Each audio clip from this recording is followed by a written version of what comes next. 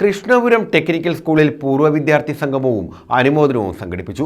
പൂർവ്വ വിദ്യാർത്ഥി സംഘടനയായ കൃപയുടെ നേതൃത്വത്തിലാണ് പരിപാടികൾ സംഘടിപ്പിച്ചത്. വിവിധ കലാപരിപാടികളും ഇതോടനുബന്ധിച്ച് നടത്തി. കൃഷ്ണപുരം ടെക്നിക്കൽ സ്കൂളിലാണ് പൂർവ്വ വിദ്യാർത്ഥി സംഗമവും വിദ്യാർത്ഥി അനുമോദനവും സംഘടിപ്പിച്ചത്.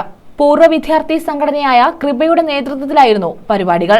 സംസ്ഥാന ടെക്നിക്കൽ സ്കൂൾ കലോത്സവം, കായികമേള, ടെക് ഫെസ്റ്റ് എന്നിവയിൽ മികച്ച പ്രകടനം കാഴ്ചവെച്ച വിദ്യാർത്ഥികളെയാണ് അനുമോദിച്ചത്. School superintendent Shiju T R. ഉദ്ഘാടനം നിർവഹിച്ചു. വളരെയധികം യോജിപ്പോടെയും മികവാർന്ന സംഘടനാ പാഠവത്തോടും കൂടി തന്നെ മുന്നോട്ട് പോയിക്കൊണ്ടിരിക്കുന്ന ഒരു സംഘടനയാണ് കൃപ. കാര്യം നമുക്കറിയാം, പല വിദ്യാലയങ്ങൾ കേന്ദ്രീകരിച്ച് പൂർവ്വ വിദ്യാർത്ഥി സംഘടനകൾ പ്രവർത്തിക്കുന്നുണ്ട്. അവയുടെയൊക്കെ പ്രാരംഭ പ്രവർത്തനങ്ങൾക്ക് ശേഷം തന്നെ അവ മന്ദീഭവിച്ചു പോകുന്നതായിട്ടാണ് നമുക്കുള്ള അനുഭവം. എന്നാൽ കൃപ അതിൽ നിന്ന് വേർത്തു നിൽക്കുന്നു.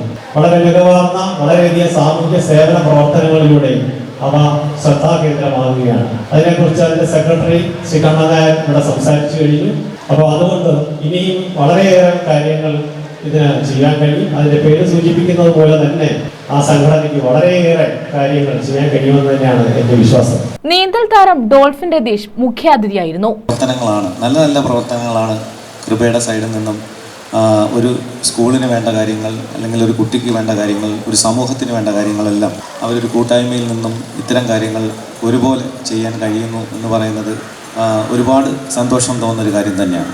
പിന്നെ എന്നെ സംബന്ധിച്ചിടത്തോളം എനിക്ക് കൂടുതൽ പറയാൻ കഴിയുന്നത് ജലാശയങ്ങളും ഈ പറയുന്ന മുങ്ങിമരണങ്ങളുമായിട്ടൊക്കെ തന്നെയാണ്. കാര്യം നിരന്തരമായി മുങ്ങിമരണങ്ങൾ ഇല്ലാതാക്കുന്നതിന് വേണ്ടി ദുരന്ത നിവാരണ അതോറിറ്റി അടക്കമുള്ള നമ്മുടെ സംസ്ഥാനത്തെ സിസ്റ്റവുമായി പ്രവർത്തിച്ച് കൃപ വൈസ് പ്രസിഡന്റ് എ ശെൽവരാജൻ അധ്യക്ഷത വഹിച്ചു.